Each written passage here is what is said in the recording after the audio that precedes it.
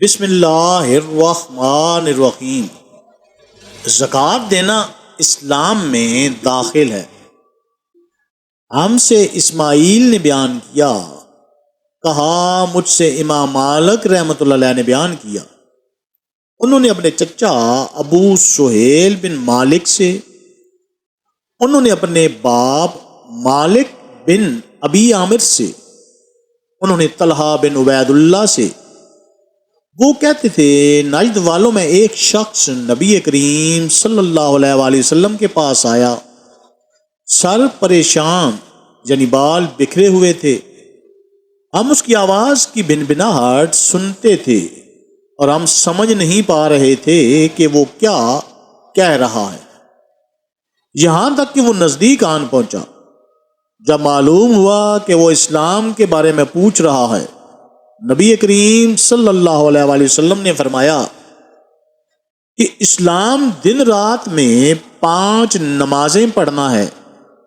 اس نے کہا بس اس کے سوا تو اور کوئی نماز مجھ پر نہیں۔ آپ صلی اللہ علیہ وآلہ وسلم نے فرمایا نہیں، مگر تو نفل پڑھے تو اور بات ہے۔ نبی کریم صلی اللہ علیہ وآلہ وسلم نے فرمایا اور رمضان کے روزے رکھنا؟ اس نے کہا اور تو کوئی روزہ مجھ پر نہیں ہے۔ آپ صلی اللہ علیہ وآلہ وسلم نے فرمایا نہیں، مگر تو نفل روزے رکھے تو اور بات ہے۔ طلحہ نے کہا اور نبی کریم صلی اللہ علیہ وآلہ وسلم نے اس سے زکوٰۃ کا بیان کیا۔ وہ کہنے لگا کہ بس اور کوئی صدقہ مجھ پر نہیں ہے۔ آپ صلی اللہ علیہ وآلہ وسلم نے فرمایا نہیں، مگر یہ کہ تو نفل صدقہ دے تو اور بات ہے۔ راوی نے کہا پھر وہ شخص پیٹھ موڑ کر چلا، یوں کہتا جاتا تھا قسم اللہ کی میں نہ اس سے بڑھاؤں گا نہ گھٹاؤں گا۔ نبی کریم صلی اللہ علیہ وآلہ وسلم نے فرمایا اگر یہ سچا ہے تو اپنی مراد کو پہنچ گیا۔